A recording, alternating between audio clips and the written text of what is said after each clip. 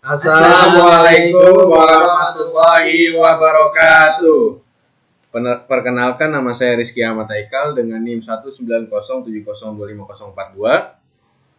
Perkenalkan, nama saya Reza Fahlevi dengan NIM 19070250005. Perkenalkan, nama saya Zaidan Al-Zaki dengan NIM 19070250026. Kami dari kelas 5C ingin menjelaskan tentang konsep uang. Yang pertama di sini saya ingin menjelaskan tentang definisi uang secara umum. Nah, berdasarkan definisi uang ini sebagai sesuatu yang disetujui dan diterima oleh masyarakat sebagai alat perantara untuk melakukan pertukaran dan perdagangan. Nah, berdasarkan definisi tersebut itu, uang dapat berupa barang, yakni pada sistem pertukaran barter. Sejarah uang memang dimulai dengan barter, kemudian uang komoditi, dan dalam perkembangannya kebanyakan alat transaksi dilakukan dengan menggunakan uang kertas, cek, bahkan plastik. Jadi sejak zaman dahulu uang barter ini memang sudah diterapkan.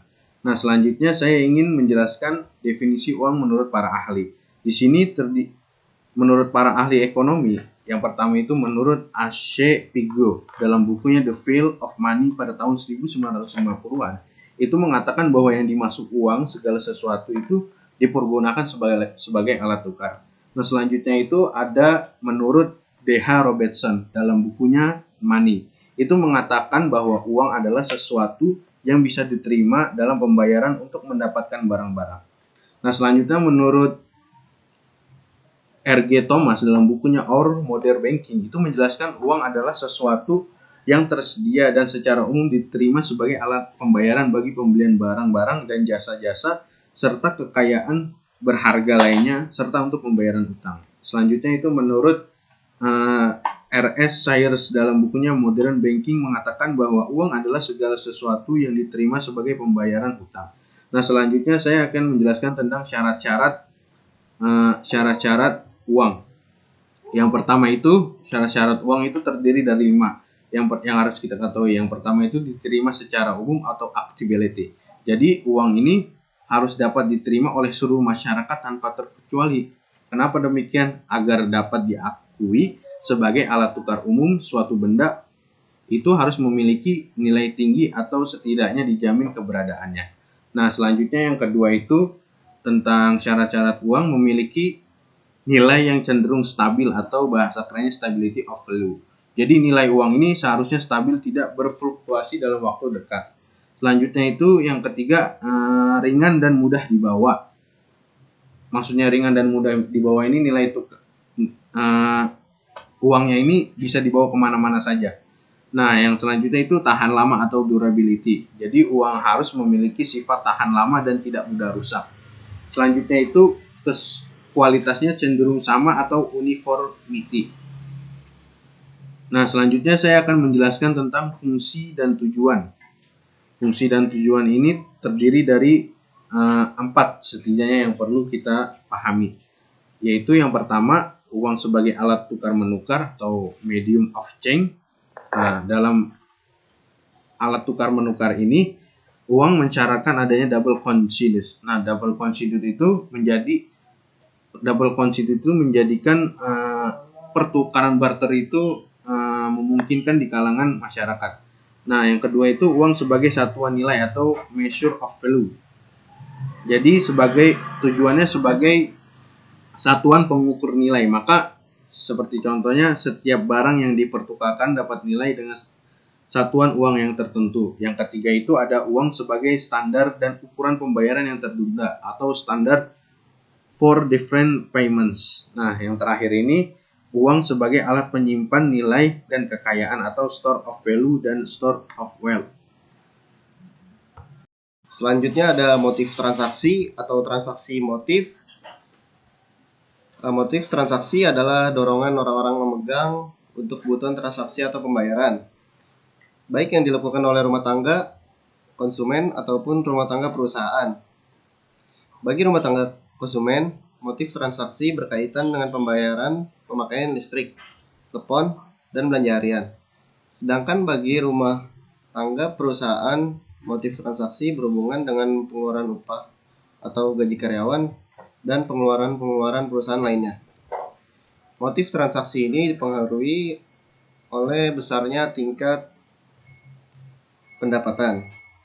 Semakin tinggi tingkat pendapatan, semakin besar keinginan memegang uang kas untuk transaksi.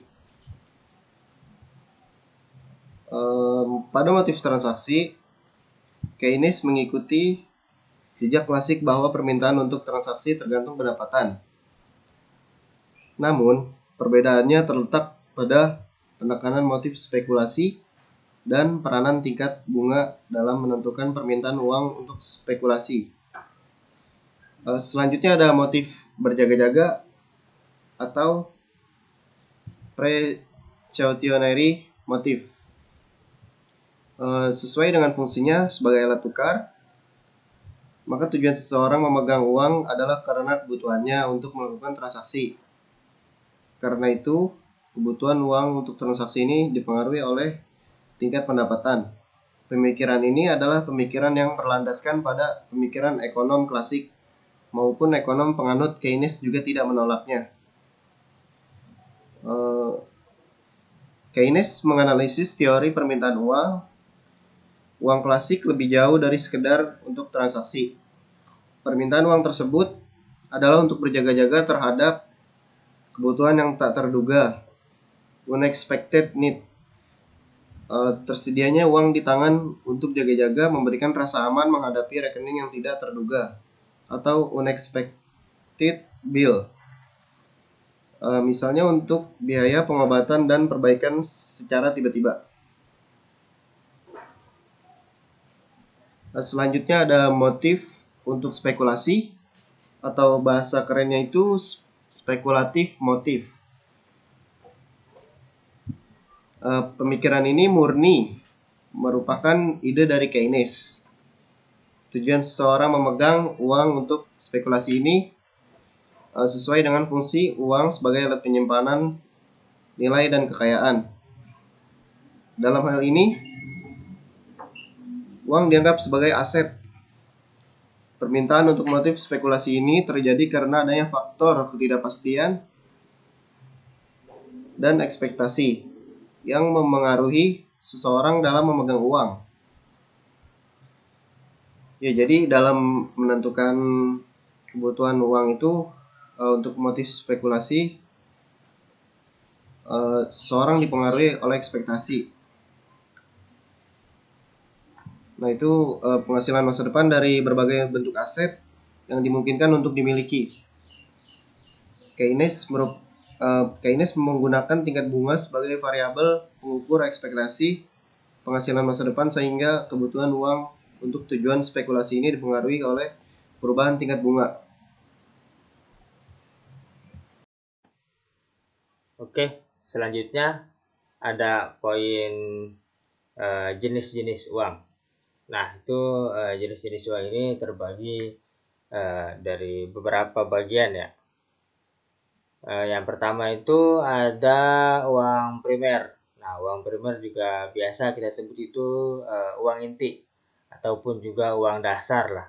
Nah, pengertiannya itu uang primer atau sebut juga uang-uang logam, uang kertas, nah maupun juga cek yang dicetak oleh bank sentral.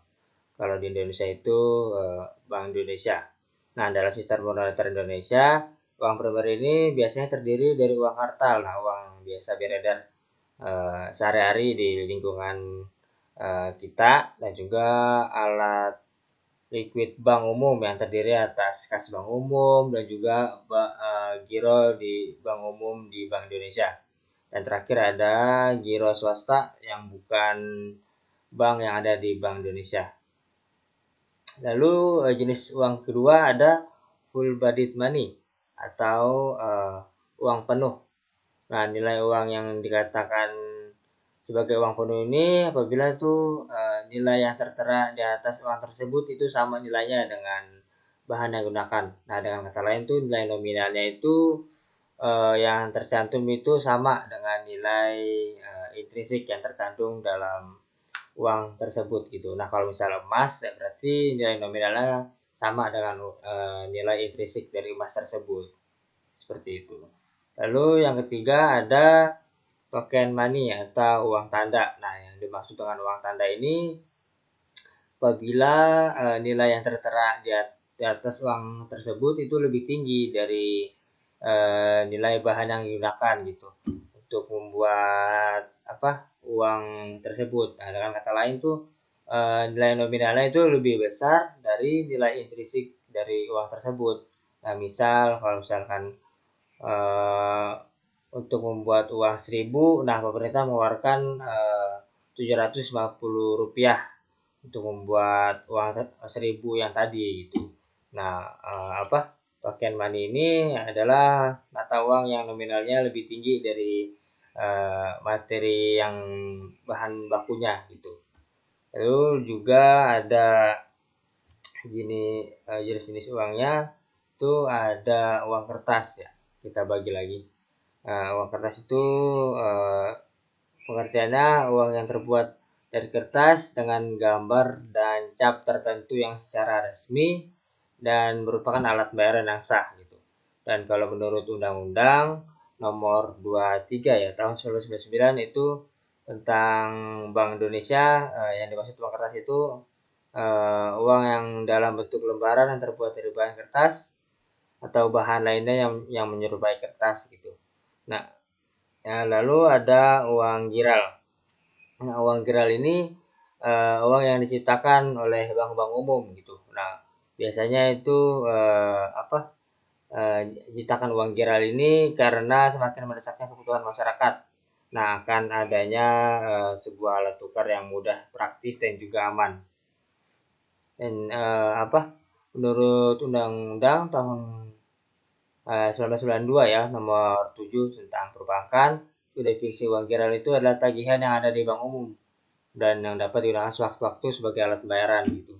Nah, dalam sistem moneter Indonesia, uang giral terdiri atas rekening giro, kiriman uang, simpanan jangka, dan juga tabungan rupiah yang sudah jatuh tempo gitu. Dan terakhir ada uang kuasi atau kuasi money. Pengertiannya itu sesuatu yang punya kemiripan dengan uang. Maksudnya itu kayak bentuk kekayaan yang dianggap cukup liquid lah dalam waktu dekat yang dapat diuangkan di bank. Nah, contoh uang kuasi itu antara lain biasanya ada deposito berjangka, ada tabungan, dan terakhir ada itu obligasi pemerintah. Nah, biasanya itu suatu paham yang berpandangan luas menyatakan bahwa yang termasuk uang itu yang terdiri dari uang kartal, lalu uang giral dan juga uang kuasi. Nah, pengertian uang kuasi ini bisa termasuk ke dalam jenis-jenis uang gitu.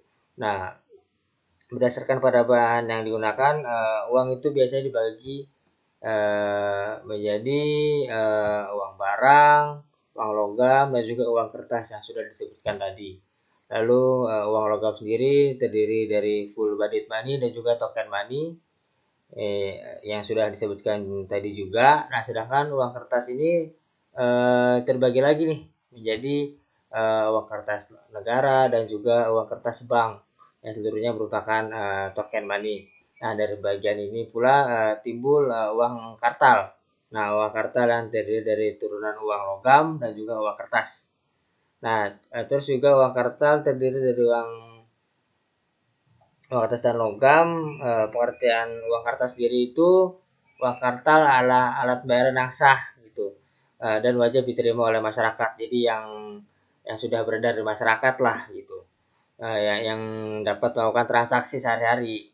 Dan di Indonesia sendiri lembaga yang bertugas dan mengawasi peredaran uang rupiah itu ada Bank Sentral dan disebut Bank Indonesia. Sedangkan perusahaan yang mencetak uang rupiah adalah Perum Peruri atau Percetakan Uang Republik Indonesia. Oke, cukup sekian penjelasan dari kelompok kami. Kurang lebihnya kami mohon maaf. Wassalamualaikum warahmatullahi wabarakatuh.